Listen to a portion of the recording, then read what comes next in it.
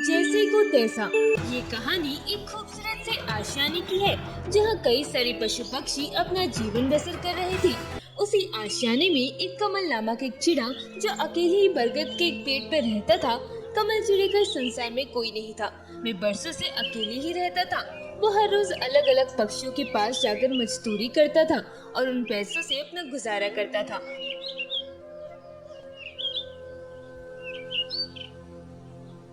उसी आशियाने में एक ताना कौवा रहता था जो बेहद अमीर और उसके पास आम का एक बाग था जिसमें कई सारे आम के पेड़ थे और उसके पास जो मजदूर पक्षी काम करने आते थे।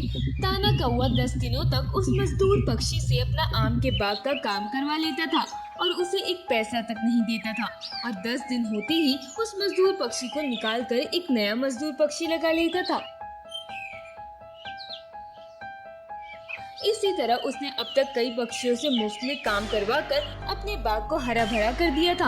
एक दिन कमल चिड़ा उड़ते हुए उसी आम के बाग के पास से गुजर रहा था। अरे वाह, इस बाग में तो कितने सारे आम के पेड़ हैं और इन पेड़ों पर कितने अच्छे अच्छे आम लगे हैं। काश मेरे पास भी एक ऐसा आम का बाग होता। कमल चिड़ा उस बाग को घूरे जा रहा था, तभी ताना कौवा उसके पास आता है। अरे कौन हो भाई, क्यों मेरे बाग को इस तरह घूर रहे हो? कहीं मेरे आम चुराने का तो इरादा नहीं है ना? अरे नहीं नहीं मालिक, मैं तो बस देख रहा था।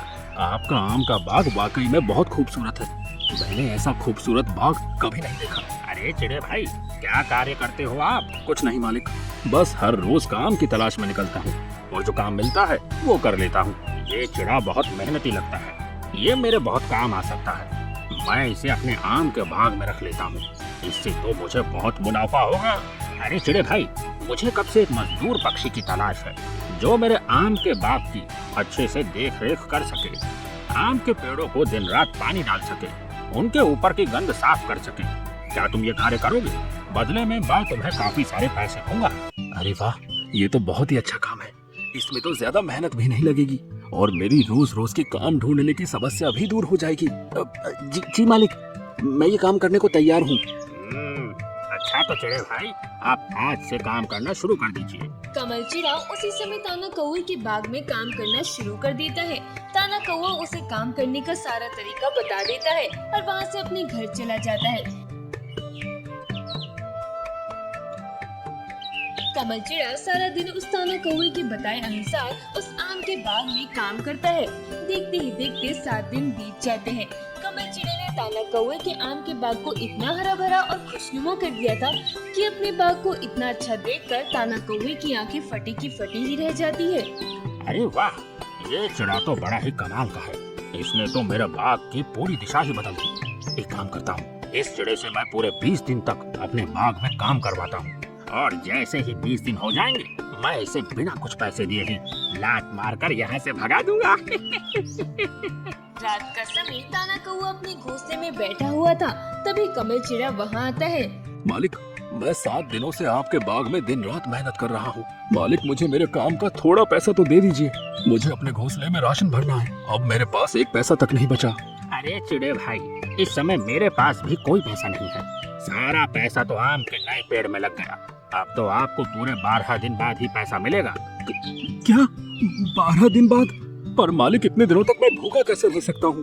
अरे चिड़े भाई, आप एक काम करिए, अपने किसी जान पहचान वाले पक्षी की दुकान से 10 दिन का राशन भर लीजिए और उससे कहना कि 10 दिन के बाद मैं आपके सारे पैसे चुका दूंगा। हाँ, ये हो सकता है। मेरी पहचान में एक दुकानदार पक्षी है जो मुझे राशन दे सकता है। कमल चिड़ा उड़ते हुए उसी आशियाने की एक हरा तोते की दुकान में जाता है।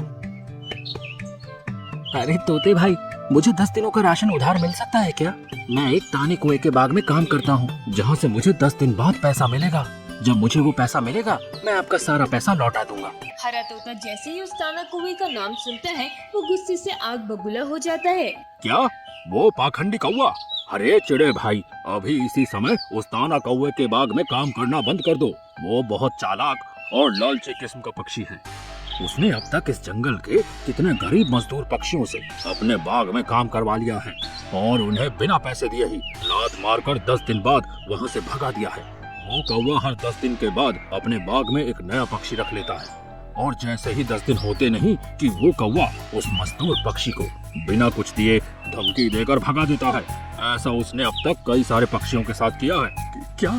मैंने तो उस कौवे के पास 8 दिन तक काम किया है। क्या वो मुझे भी मेरी मेहनत का पैसा नहीं देगा? नहीं देगा वो आपकी मेहनत का पैसा। देखना, जैसे ही आपके काम के दिन पूरे हो जाएंगे वो आपको लात मारकर धमकी देकर वहाँ से खाली हाथ भगा देगा। आप फालतू में वहाँ जाकर मेहनत न करिए, वहाँ से आपको कुछ नहीं मिलने वाला। अब तक कई सारे गरीब पक्षी उस ताने कौवे के नाम से रो रहे हैं। उसने कई सारे मजदूर पक्षियों का हक मार लिया है। वो कौवा मेरे साथ इतनी बड़ी चाल चल रहा है, उसे तो मैं मजा चखा कर रहूंगा। देखना, मैंने उसकी ही चाल उस पर न पलटी ना तो मेरा नाम भी कमल चिड़ा नहीं। कमल चिड़ा हरी तोते की पूरी बात सुनकर वहाँ से उड़कर चला जाता है। अगले दिन सवेरे कमल चिड़ा ताना कौवे के आम के बाग में कार्य करने चला जाता है और वहाँ कार्य करने लगता है। अभी तो वो कौवा यहाँ नहीं है। मैं जल्दी जल्दी इस पेड़ के आम तोड़ता हूँ और उनकी जगह नकली आम इस पेड़ पर लगा देता हूँ और इस पेड़ के आम को ले जाकर बाजार में बेचकर उन पैसों से अपना गुजारा करता हूँ। और रही बात इन आम के पेड़ों की, तो मैं धीरे धीरे इन सारे आम के पेड़ों के नीचे की मिट्टी हर रोज थोड़ी थोड़ी हटाता जाऊंगा, ताकि जब वो कौवा मुझे यहाँ से निकाले तो ये सारे पेड़ अपनी जड़ के साथ उखड़ जाएं और उसका सारा आम का बाग बर्बाद हो जाएगा। कमल चिड़ा हर रोज थोड़े थोड़े आम तोड़ कर ले जाता है